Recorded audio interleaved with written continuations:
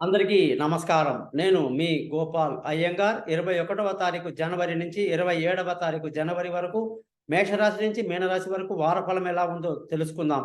ముందుగా ఈ వారం గ్రహస్థితులు ఎలా ఉన్నాయి, అలాగే మిగతా విశేషాలు తెలుసుకుందాం. ఆ తర్వాత 12 రాశులకి ఫలితాలు ఎలా ఉందో తెలుసుకుందాం.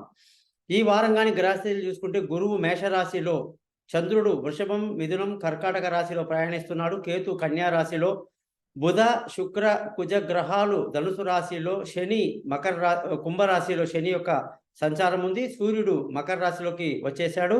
ఇక రాహు వచ్చేసి మీనరాశిలో సంచరిస్తున్నాడు. దీన్ని బట్టి 12 గ్రహాలకి ఎలా ఉందో తెలుసుకుందాం. ముఖ్యంగా మీరందరూ మీ జాతకాలు తెలుసుకోవడానికి కోసం మీ యొక్క పేరు, డేటు, టైం ఈ నెంబర్‌కి వాట్సాప్ చేయండి. మీ జాతకాలు రెడీ అవుతే మీతో ఫోన్‌లో మాట్లాడి పరిహారాలని చెప్తాను. జాతకాన్ని మీకు మెయిల్ కూడా చేయడం జరుగుతుంది. ఎవరికైతే డేట్ ఆఫ్ బర్త్ లేదో వాళ్ళు మీ యొక్క మొఖాలు కనిపించేట ఒక ఫోటో, మగవాళ్ళు కుడి చేతి రేఖలు, ఆడవాళ్ళు ఎడమ చేతి రేఖలు పంపించండి. మీ జాతకాలు రెడీ అవుతాయి. మీతో ఫోన్‌లో మాట్లాడి పరిహారాలని క్లియర్‌గా చెప్తాను. ఇకపోతే మీరందరూ కూడా ఈ యూట్యూబ్ ఛానెల్‌ని సబ్స్క్రైబ్ చేస్తారని, నా పేజ్‌ని లైక్ చేస్తారని ఆశిస్తూ, మీనరాశి వాళ్ళకి 21వ తారీఖు జనవరి నుంచి 27 జనవరి వరకు గాని చూసుకుంటే ఈ వారం అంతా కూడా దశమ స్థానంలో కుజుడు, బుధుడు, శుక్రుడు ఉండటం అనేది ఎంతవరకు మంచిది అనేది చూద్దాం.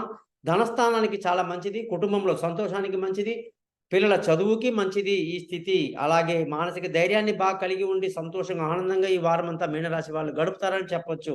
ఇకపోతే శుక్రుడి యొక్క స్థితిని బట్టి ఈ వారంలో బంధువులు, స్నేహితుల సహాయ సహకారాలు పెద్దగా లభించకపోవటం అలాంటివన్నీ జరుగుతాయి.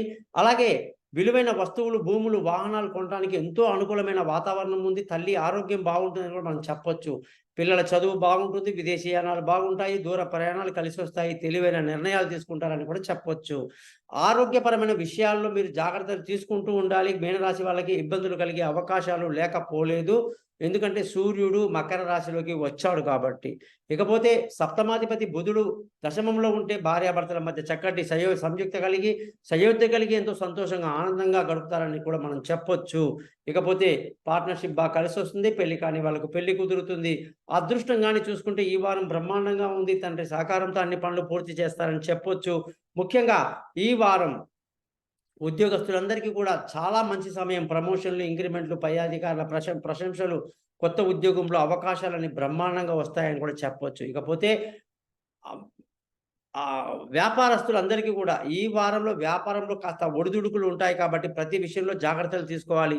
మీనరాశి వాళ్ళు అంటే గురువు యొక్క మంత్రాలు చదువుకోవటం, మీరు గురు రాఘవేంద్ర స్వామిని మొక్కుతారా? లేదా మన శంకరాచార్యని మొక్కుతారా? లేదా ఆంజనేయ స్వామిని మొక్కుతారా? లేదా కృష్ణమ్మంతే జగద్గురుం అంటారా? తెలీదు గానీ, ఏదైనా సరే గురువు మంత్రాన్ని మాత్రం రోజు చదవటం 16 సార్లు మర్చిపోవద్దు.